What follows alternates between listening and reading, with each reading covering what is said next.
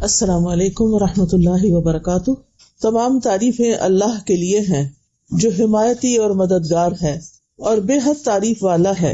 اس نے ہمیں اپنی ظاہری اور باطنی نعمتوں سے نوازا اور اپنے دین کی طرف ہماری رہنمائی کی ہے، اور ہم ہرگز ہدایت یافتہ نہ ہوتے اگر اللہ ہمیں ہدایت نہ دیتا۔ ہم اللہ کی عظیم نعمتوں اور اس کے بڑے بڑے احسانات پر اس کی حمد و ثنا بیان کرتے ہیں۔ معزز خواتین، آج میں آپ کے ساتھ دلوں کی بیماریوں کے بارے میں چند باتیں کروں گی۔ اللہ سبحانہ تعالیٰ نے انسان کو پیدا کیا اور بہترین ساخت پر پیدا کیا۔ انسان کو مختلف کام کرنے کے لیے مختلف اعضاء دیے۔ ان اعضاء میں، ان آرگنز میں سب سے اہم ہمارا دل ہے۔ ہمارے دل کی اصلاح پر ہی سارے جسم کی اصلاح کا انحصار ہے۔ رسول اللہ صلی اللہ علیہ وسلم نے فرمایا، بے شک جسم میں ایک گوشت کا ٹکڑا ہے، جب اس کی اصلاح ہوتی ہے تو تمام جسم کی اصلاح ہو جاتی ہے، اور جب وہ خراب ہوتا ہے تو تمام جسم خراب ہو جاتا ہے۔ سنو، وہ ٹکڑا دل ہے۔ دل ہمارے جسم میں خون پمپ کرنے کا کام کرتا ہے۔ اگر دل خون سپلائی کرنا بند کر دے تو ہماری زندگی باقی نہیں رہ سکتی۔ اسی طرح دل عقل اور سمجھ کا مقام بھی ہے، دل جذبات کا مقام بھی ہے۔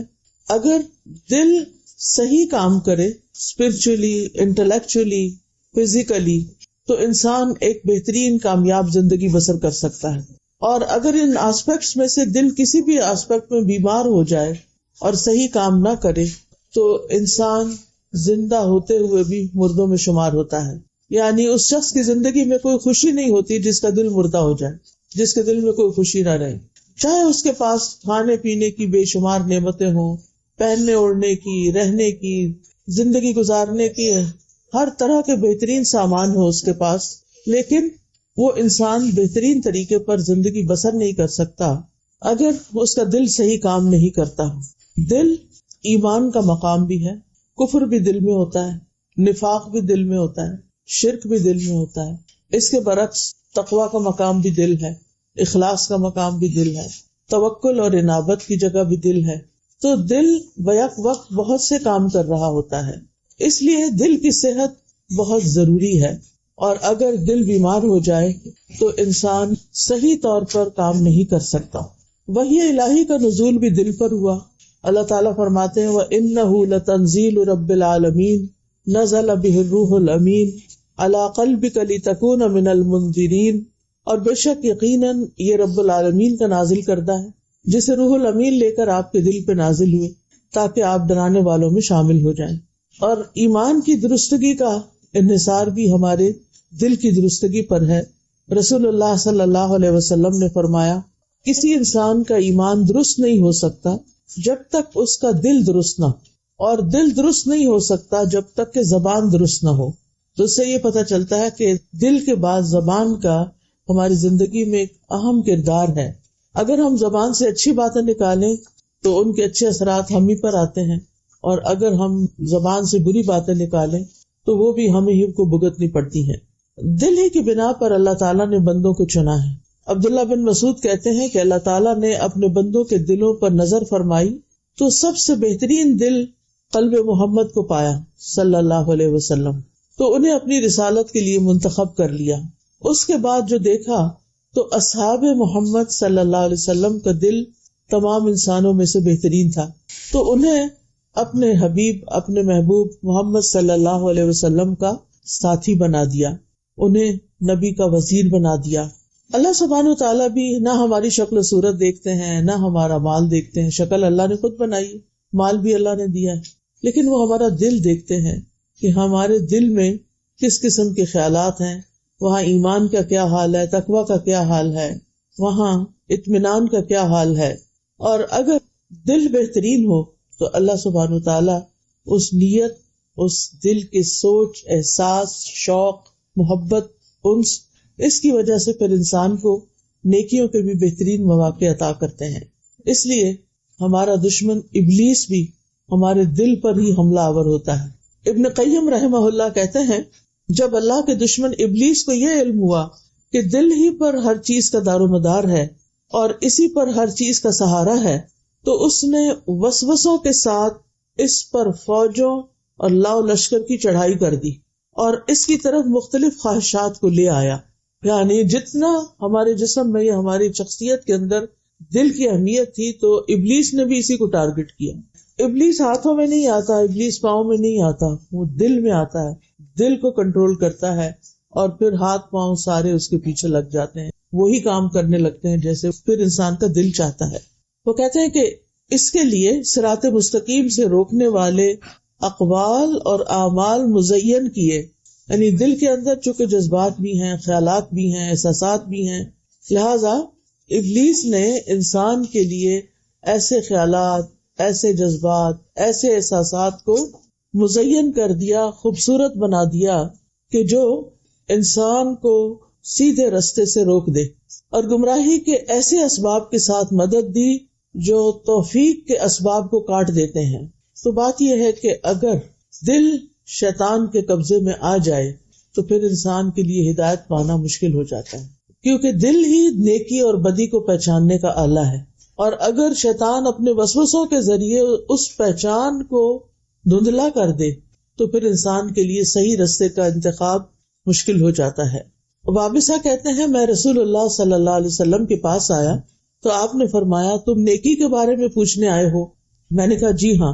تو آپ نے فرمایا اپنے دل سے پوچھو. نیکی وہ ہے جس سے تمہارا نفس مطمئن ہو، دل مطمئن ہو، اور گناہ وہ ہے جو تمہارے دل میں کھٹکے تمہارا سینہ اس کے بارے میں متردد ہو، چاہے لوگ تمہیں فتویٰ دیں اور بار بار فتویٰ دیں کہ تم یہ کام کر سکتے ہو، لیکن انسان کا دل جو ہے وہ زیادہ بڑا گواہ ہوتا ہے. اس لیے دل کا صاف ہونا، نیکی کو نیکی کے طور پہ پہچاننا، برائی کو برائی سمجھنا، یہ نہایت ضروری ہے. اگر دل کا آئینہ کرسٹل کلیئر نہیں ہوگا، دھندلا جائے گا، تو نیکی کی پہچان بھی مشکل ہو جائے گی. ہو سکتا ہے کہ آپ نیکی کو نیکی ہی نہ سمجھیں اور برائی کو یا مشکوک معاملات کو نیکی سمجھ کے کر لیں. ان سب باتوں کے ساتھ یہ بھی یاد رکھنا چاہیے کہ بندوں کے دل اللہ کے ہاتھ میں ہے، 2 انگلیوں کے درمیان ہے، وہ جدھر چاہے ان کو موڑ سکتا ہے. اس لیے ہمیشہ اللہ تعالیٰ سے دل کی درستگی کی دعا کرتے رہنا چاہیے. اور ربنا لا تزغ قلوبنا بعد اذ ہدیتنا، اللہ تو ہمارے دلوں کو ٹیڑھا نہ کرنا، ہی ہمارے گناہوں کی وجہ سے ہمارے دلوں کو ٹیڑھا نہ کر دینا، اس کے بعد کہ تو نے ہمیں ہدایت دی، ہمیں ہدایت کی محبت دی، ہدایت کا شوق دیا، ہدایت کی پہچان دی، ہدایت پہ چلنا ہمارے لیے آسان کیا. تو اس لیے اللہ سبحانہ تعالیٰ کے ساتھ تعلق قائم کرنا بھی بڑا ضروری ہے اس دل کی اصلاح کے لیے.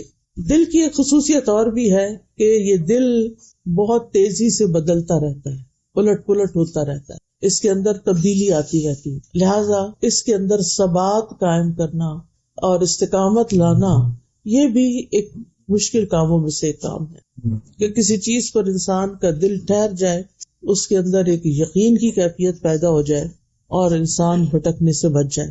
قرآن مجید میں اللہ تعالیٰ نے بندوں کے دلوں کی کچھ اقسام بتائی ہیں. ان میں سے ایک قلب سلیم ہے. یہ وہ دل ہے جس کو اللہ تعالیٰ نے شکوک و شبہات اور شہوات کی بیماریوں سے پاک رکھا ہے.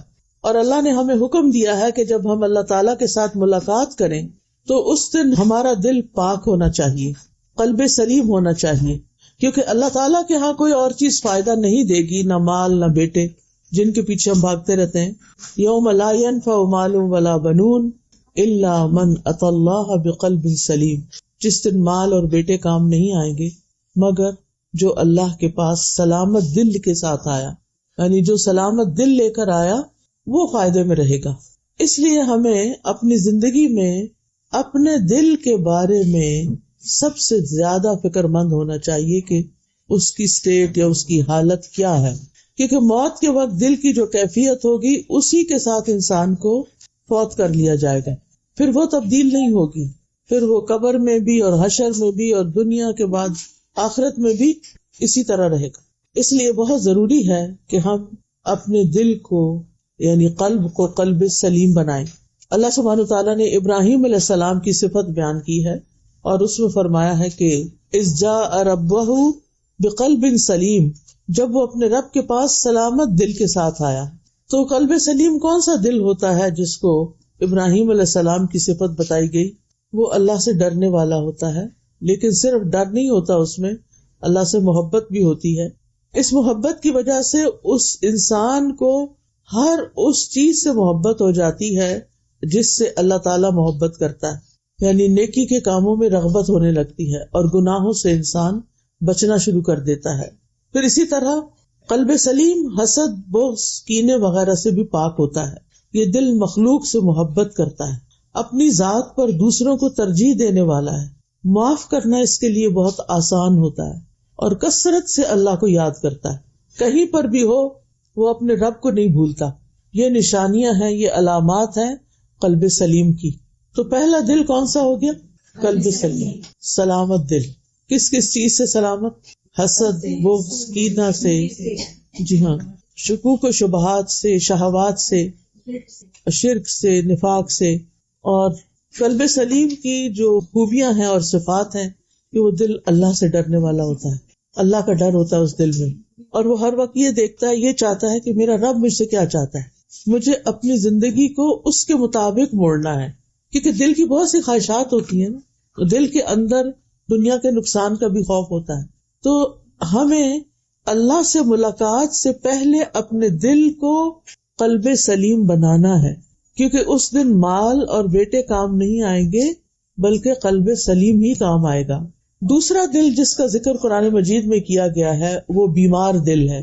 بیمار، ایک انسان پرفیکٹلی ہیلدی ہو سکتا ہے فزیکلی، لیکن اس کا دل بیمار ہو سکتا ہے۔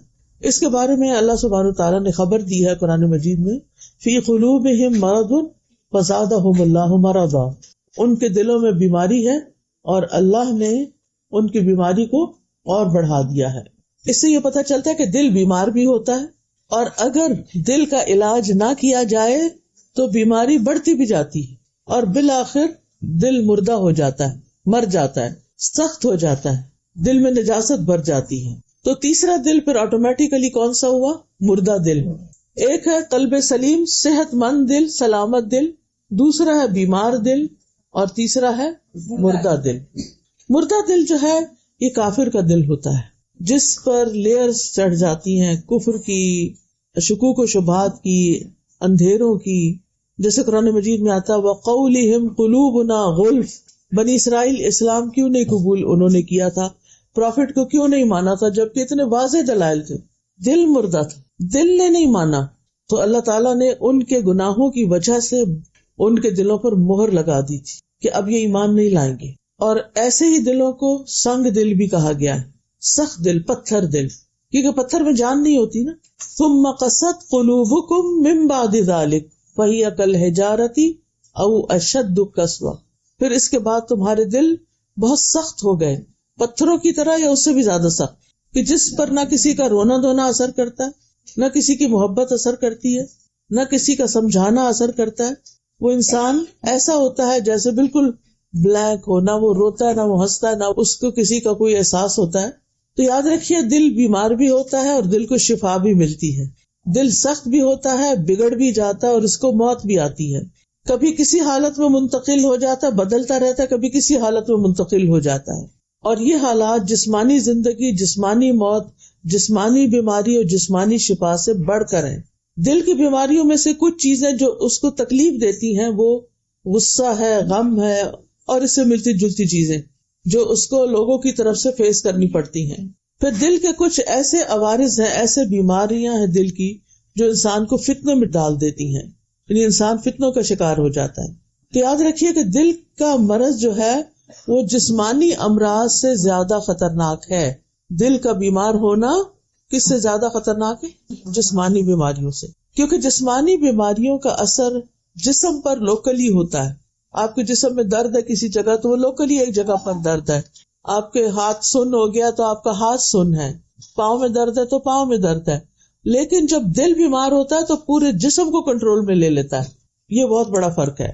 جسمانی بیماریاں موت کے بعد ختم ہو جاتی ہیں، وہ باقی نہیں رہتی۔ بیمار دل کے امراض موت کے بعد بھی جاری رہتے ہیں، یعنی اگر کوئی شخص بیمار دل لے کے مر جائے تو اس کا دل ہمیشہ کے لیے بیمار ہی رہتا ہے۔ اگر کسی کو کوئی جسمانی بیماری ہے لیکن وہ شخص نیک ہے اور بیماری سے بھی اس کے گناہ معاف ہو گئے تو اب کیا ہوتا ہے؟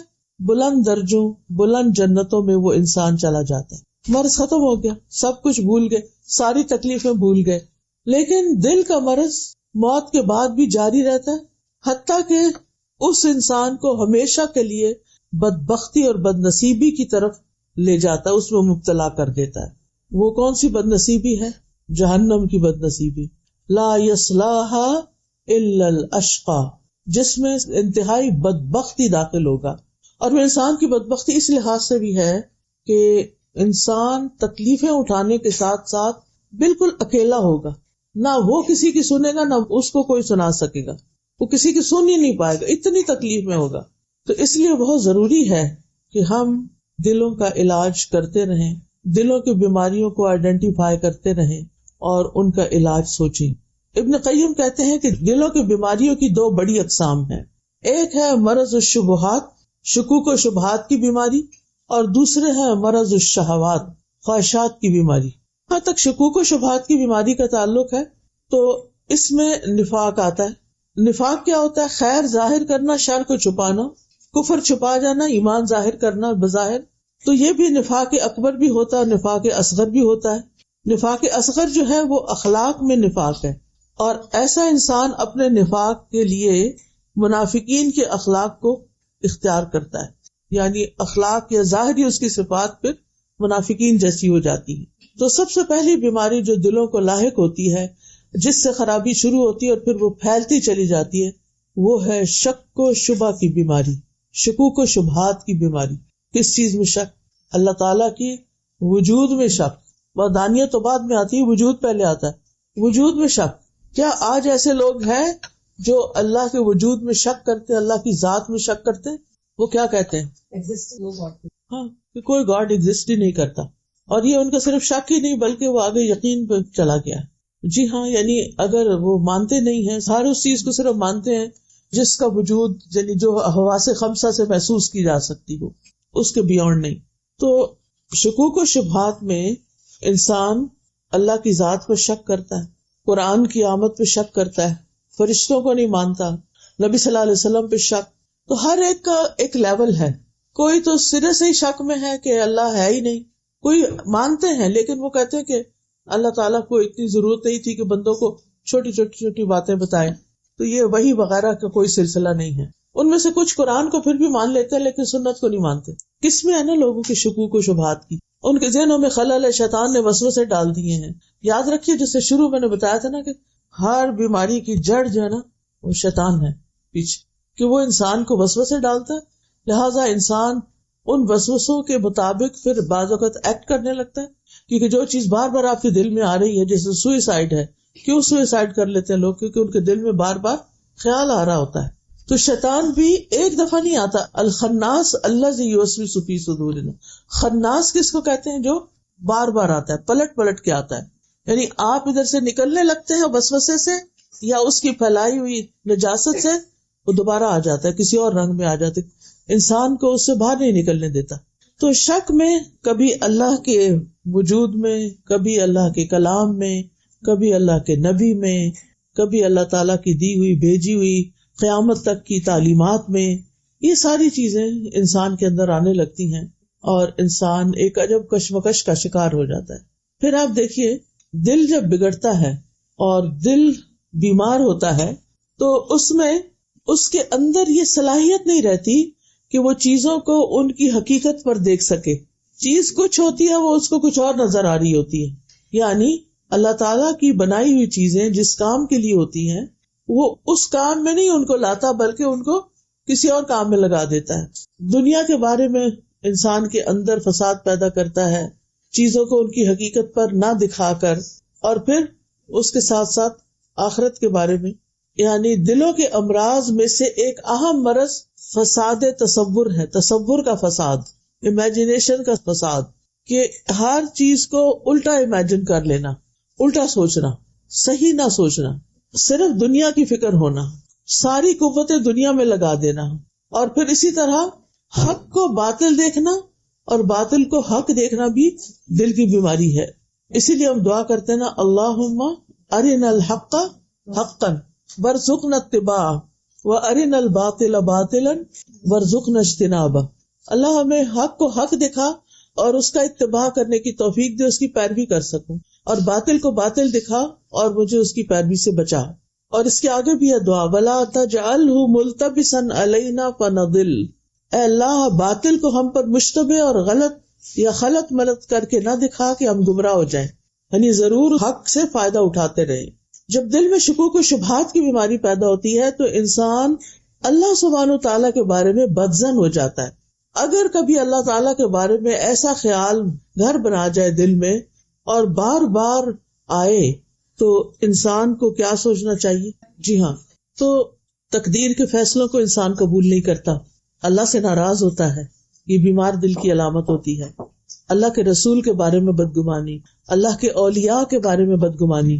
اسی طرح بیمار دل کی وجہ سے انسان ریاکار ہو جاتا ہے، اللہ سبحانہ و تعالیٰ سے ریوارڈ چاہنے کی بجائے بندوں سے مانگتا ہے، بندوں کو دکھا دکھا کے عمل کرتا ہے، بندوں کا اپروول چاہتا ہے۔ پھر اسی طرح اللہ کی محبت سے زیادہ بندوں کی محبت اور ہر طرح کے لوگوں کی محبت اس کے دل پہ چھا جاتی ہے، اور بعض اوقات حقائق کو ان کے اصل پہ نہیں دیکھتا، سچ کو جھوٹ دیکھتا، جھوٹ کو سچ دیکھتا ہے، چیز اس کی حقیقت پر نہیں دیکھ پاتا، کیا چیز مجھے فائدہ دے گی کیا نقصان دے گی انسان کو پتہ ہی نہیں چلتا۔